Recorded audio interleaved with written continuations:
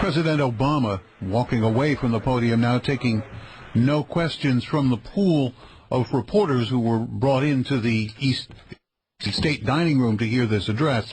A very strong closing to the president's remarks, and one in which he absolutely stepped forward to take responsibility. The president said, ultimately the buck stops with me. When the system fails, it is my responsibility. He went on to say, we are at war. We're at war against Al-Qaeda, which he called a far-reaching hatred. And then he says they are plotting to strike us again. The president said, we will do whatever it takes to defeat them. In his analysis of what happened, he basically said that the failure was a more complicated three-part failure, a three-way failure, he called it, in which, although we learned a lot about Al-Qaeda in the peninsula, we did not follow up on the information we had in hand. That, in turn, contributed, said the president, to a larger failure of intelligence, the failure to connect the dots, which he said before and has been raised before. And the president said that, in turn, led to the rest of the shortcomings in our intelligence system, not putting the suspect into the system that would have put him on the no-fly list, that would have prevented him from getting on the plane.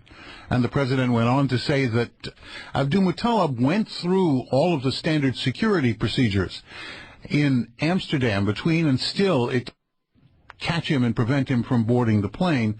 So to solve that, the president came up with a four-step system, basically, involving the Intelligence Committee, intelligence reports being distributed more rapidly and wisely, strengthening the analytical process, and then ordering an effort to strengthen the criteria to get people on the no-fly list. A complicated debate, one that the president, a complicated statement, one that will be examined for days to come. You are listening to Fox News Radio. And our analysis continues. The president's remarks. Joining me now for this coverage, Fox News political analyst Jeff Birnbaum, and also Kevin Schatzle, formerly with the Secret Service and the FBI. I want to begin. What practical effect will the president's orders have? I think that the comments were strong and refreshing, and the real task now is going to be turning words into actions. Okay, and Jeff Birnbaum, a first shot for you. A lot of what the president called for is motivating the bureaucracy, and it is just not easy, even for a president, even under pressure, to motivate a federal bureaucracy to change. Do you think he can do it in this case? Well, he can begin the process, Mitch. I think that presidents, going back a very long way, realize that they have a lot of authority but not a lot of power. They have President Eisenhower used to say that the president had a lot of levers to pull, and they would pull them all and then nothing would happen. The president's going to try to push the bureaucracy to get things done faster. That's what he's doing here. He's in what seems like very bureaucratic language. He is asking the various agencies, and there are a lot of them, to try to coordinate their efforts, to study what they do, and for the White House to look over their shoulder, basically, to make sure that they are actually working more closely together and connecting those dots. I think the president made clear that a lot of things will be done, but there will be a lot of time that will be taken before actions actually result in changed behaviors that would prevent the kind of failure we saw on Christmas Day. Very typically of President Obama and the way he approaches problems, this was not a simplistic one-shot response, but somewhat nuanced. Let's listen to a piece of what the president had to say. The intelligence community did not aggressively follow up on and prioritize particular streams of intelligence related to a possible attack against the homeland. Okay, and again with us at this point, Kevin Schatzle, formerly with the Secret Service and the FBI, now an advisor. Kevin, you've been in the practical side of law enforcement and protection and worked with the TSA, people in the TSA and others. Is this a practical approach? To an extent it is. I think that the question that I have is I really don't understand how some of the dots that he mentioned were not connected, and what is it going to take to get our analysts to be able to connect those dots. The training that we should have had since September 11th should have kicked in by now. In 2008, there was an audit report that was released saying that the FBI had not been sharing information as readily as they were supposed to have. Now, what is it going to take? Another incident to push this issue?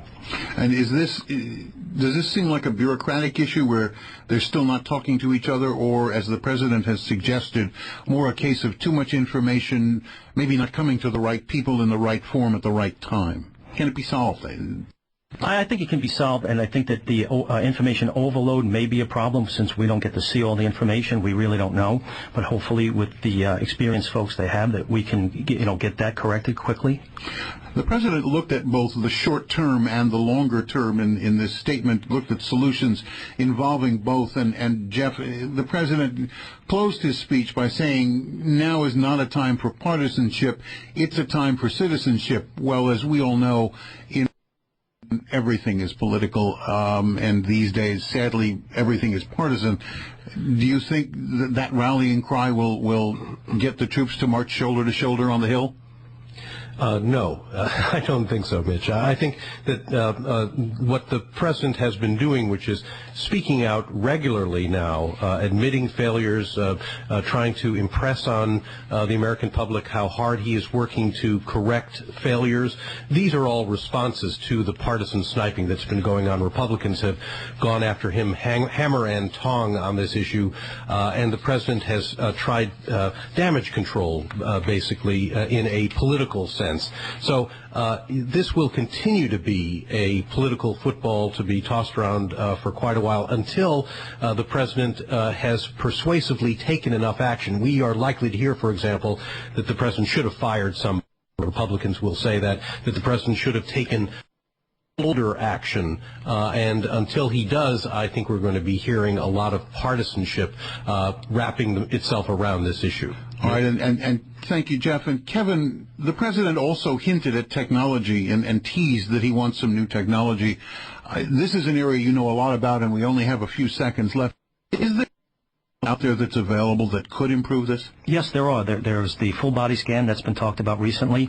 There are other technologies, including one that's been worked on with the Israelis that works off of criminal or terroristic intent, and it has a very good track record thus far, and hopefully will be implemented. Suspect Detection Systems has developed this product. Thank you, Kevin Schatzle, for joining us, and Jeff Birnbaum in Washington. We've been following up on the president and his report to the American people, a preliminary report following the attempted bombing of that jetliner over Detroit Christmas Day. I'm Mitch Davis, and this is Fox News Radio.